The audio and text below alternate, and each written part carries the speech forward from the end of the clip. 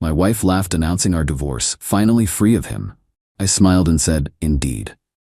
Then reality hit her hard when she realized the prenup entitled me to 75% of our assets, and her laughter turned to bargaining. "Hi, my name is Alexander, 45 male, and 3 weeks ago my wife, Victoria, 42, decided to drop a bomb. We were at one of those stuffy charity galas her best friend Heather, 43, ropes us into. Victoria had a bit too much champagne, apparently.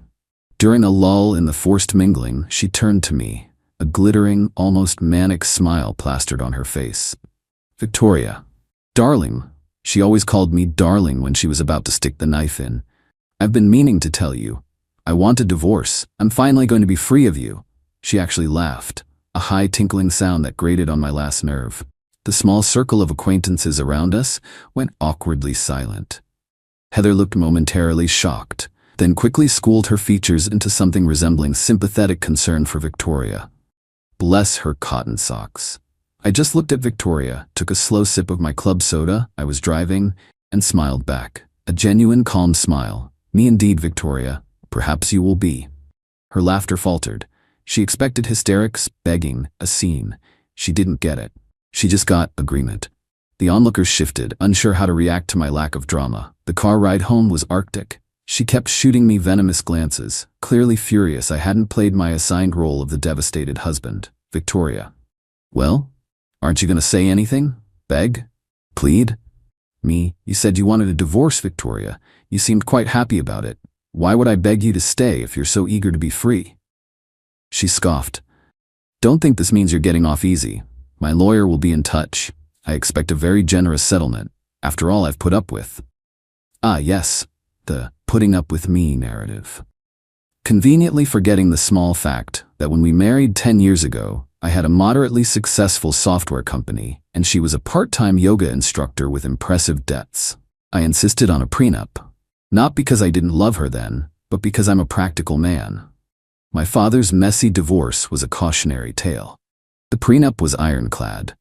In case of a divorce initiated by her without proven fault on my part, infidelity, abuse, neither of which ever happened, I would retain 75% of all assets accumulated during the marriage, and 100% of anything I owned prior. She got her personal belongings and 25% of the marital assets. It was generous at the time, considering her financial standing. She'd signed it, albeit reluctantly, after her then lawyer, paid for by me, reviewed it. The next morning, true to her word, a sleek envelope from Douglas Aaron and Associates arrived via courier. Inside, a demand for 50% of everything, plus lifelong alimony and possession of our primary residence.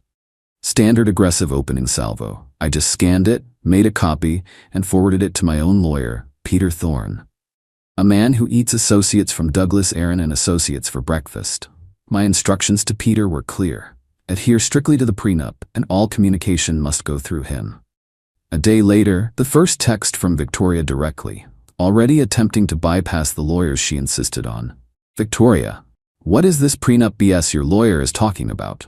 That thing isn't serious." I didn't reply to her. I screenshotted the text, sent it to Peter with a note. "FYI, please reiterate to her counsel that all communication must be directed through them, not to me personally. I will not be responding to her directly." I then blocked Victoria's number. If she wanted legal channels, she'd get them, exclusively. The silence from her end for the next 48 hours, at least to me directly, was golden.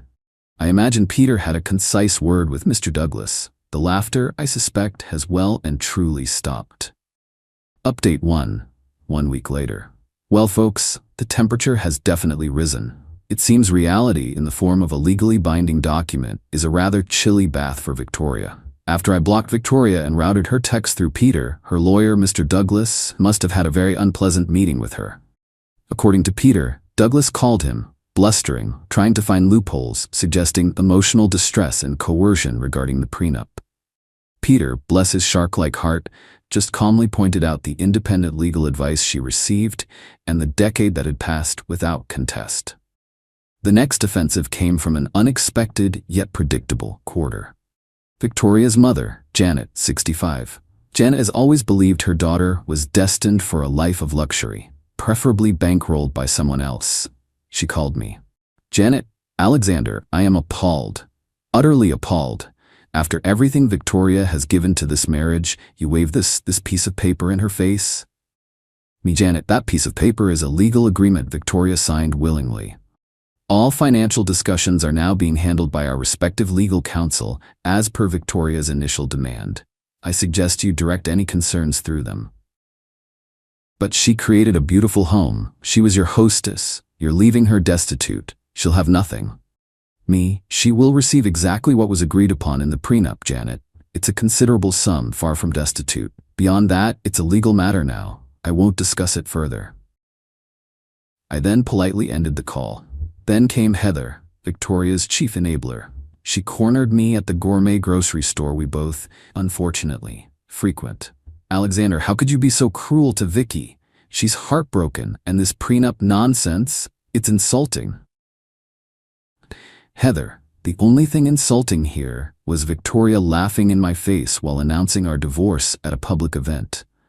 The prenup is a binding legal agreement. She wanted this to be handled by lawyers. That's precisely what's happening. But she loves you. She's just confused. You should be fighting for her. Me, her actions and her legal demands suggest otherwise. This is now in the hands of Mr. Douglas and Peter Thorne. I suggest Victoria discusses her feelings with her own counsel. Heather huffed, muttering something about me being cold-hearted, and flounced off towards the imported cheeses, probably to report back to Victoria. The latest salvo from Victoria's lawyer? A new proposal. They're now willing to graciously accept 40% of marital assets in the house. Oh, and temporary spousal support of $20,000 a month while she gets back on her feet. The entitlement is breathtaking. Peter's response was a single sentence, CCing me. We reiterate our client's position regarding the existing and binding prenuptial agreement. No further negotiation on its core terms will be entertained. I've started boxing up her personal belongings, designer clothes, unworn shoes, endless decorative items. It's an astonishing amount of stuff. Each item a testament to a life lived without considering cost. I've been informed through Peter that she attempted to text me from a different number, something about me enjoying her suffering. I instructed Peter to inform her lawyer that any further attempts to contact me directly outside of official channels would be documented as harassment. My phone remained silent to her. Update 2, 3 weeks later. It's been a wild few weeks. The pressure campaign has escalated and the dirty tricks have begun. But if they thought I'd fold, they clearly don't know me at all. After the 40% offer was flatly rejected, Team Victoria got creative. First, I started getting calls from unknown numbers, usually hang-ups. Peter advised logging them, which I did. Then, a more direct hit. A concerned friend, almost certainly Heather, anonymously reported a domestic disturbance at my address a few nights ago. 2 very polite police officers showed up at my door around 10 p.m. Officer Zachary was professional. Officer Zachary, sir, we received a call about a loud argument, possibly physical, at this residence. Officers, I live alone. My wife and I are separated. She moved out 3 weeks ago. All communication is via legal counsel. You're welcome to come in. They did a cursory check, saw nothing amiss, and apologized for the inconvenience. I made sure to get an incident number, which I forwarded to Peter. He noted it would add to a pattern of harassment should it continue. The next charming development was an email to my work HR department, CCing my boss. An anonymous letter alleging I was unstable, erratic, and using company resources for my divorce, affecting my performance. My boss called me in, showed me the email, and said, "This smells like BS, Alexander, but HR has to follow up." I calmly explained the situation to HR, pointed out my performance reviews, and the investigation was closed within 48 hours. Another one for Peter's file. During the now underway financial discovery process, Peter called me. Good news and further proof of her character, he said. On Victoria's submitted schedule of assets, she conveniently forgot to declare that diamond tennis bracelet you mentioned purchasing for her last year. The one valued at $50K. We'll be addressing this omission formally, of course. This just solidified my resolve. The climax, however, came yesterday. Victoria herself showed up at the house with her sister Rachel, 38. Unannounced. I was on a work call. The doorbell rang incessantly, then pounding. I finished my call, looked through the peephole. It was them. I opened the door, chain still on. Me, Victoria? You know you shouldn't be here. All communication must be through our lawyers. You are trespassing. Victoria, Alexander, you have to stop this. This isn't fair. I'll have nothing. Her voice was rising. Me, this conversation is inappropriate and is now concluded. Please leave my property immediately, or I will call the police and report your trespassing. Peter Thorne will be happy to discuss any legitimate concerns with Mr. Douglas. Rachel started to say, Alexander, please, she's distraught. Me, then her distress should be communicated through legal channels. Goodbye. I closed and locked the door. I could hear shouting outside for a few minutes. I immediately called Peter to document the incident and confirm I should call the police if they didn't leave promptly. They left before that was necessary. My revenge isn't about screaming matches. It's about the cold, hard, methodical application of logic and the law. She wanted freedom and to dictate terms. She's learning that legal agreements have teeth.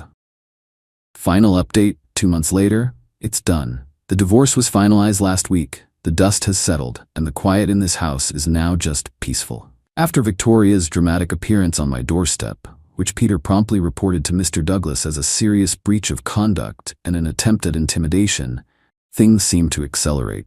Mr. Douglas apparently had a very firm come-to-reality meeting with his client. The attempts to contest the core of the prenup ceased. The dirty tricks stopped, especially after Peter made it clear that any further spurious actions would result in us aggressively pursuing her for our legal fees and potentially reporting her for harassment. The omission of the bracelet on her asset declaration also didn't play well for her credibility. The final settlement was exactly as stipulated in the prenup. 75% of marital assets to me, 25% to her. She kept her personal items, including all the jewelry I'd gifted her over the years, including the now properly declared tennis bracelet. Her 25% still amounted to a 7-figure sum, enough to buy a luxury condo and live very well if she's even moderately sensible, which is a big if. Her mother, Janet, apparently called Peter's office and tried to plead Victoria's case for just a little more for her dignity. Peter's paralegal politely informed her that all discussions were concluded. Heather and the gossip brigade have gone quiet. I imagine it's less fun when the victim actually has a substantial bank balance and the villain simply stuck to a prior agreement with unwavering resolve. What of Victoria? I hear through the grapevine, small town, you know how it is, that she bought an overly extravagant penthouse apartment, probably ate up a good chunk of her settlement on the down payment alone. She's apparently trying to launch herself as some kind of lifestyle influencer. Lots of Instagram posts featuring expensive handbags and champagne brunches. The comments are a mix of fawning admirers and a few brave souls asking what exactly she does for a living. Her grand pronouncement of being finally free of him has taken on an ironic tinge. She's free of me, yes. But she's also free of the lifestyle my income provided, the security my planning ensured, and the easy ride she took for granted. Her laughter that night was the peak of her delusion. The bargaining that followed when she realized the prenup was real was a pathetic, undignified scramble. The revenge here wasn't some fiery confrontation. It was the quiet, methodical dismantling of her entitled expectations by consistently adhering to the legal process she initiated. It was watching her triumphant smirk curdle into bewildered fury, then into desperate negotiation, and finally, into sullen acceptance of the terms she agreed to a decade ago. The sweet, undeniable justice wasn't in making her suffer, but in making her face the entirely natural and predictable consequences of her own actions, arrogance, and attempts to circumvent a binding agreement. She thought she was playing chess and had me in checkmate. Turns out, she was playing checkers, and I'd already kinged all my pieces and knew the rules inside out. I've moved on. The house feels lighter. I'm dating someone new, a smart, funny architect who actually has her own career and doesn't see me as a walking ATM. It's refreshing. Victoria got her freedom, and I got to keep my assets, my dignity, and my peace of mind. And that, my friends, is what I call a win-win. Well, a win for me anyway. She made her choices.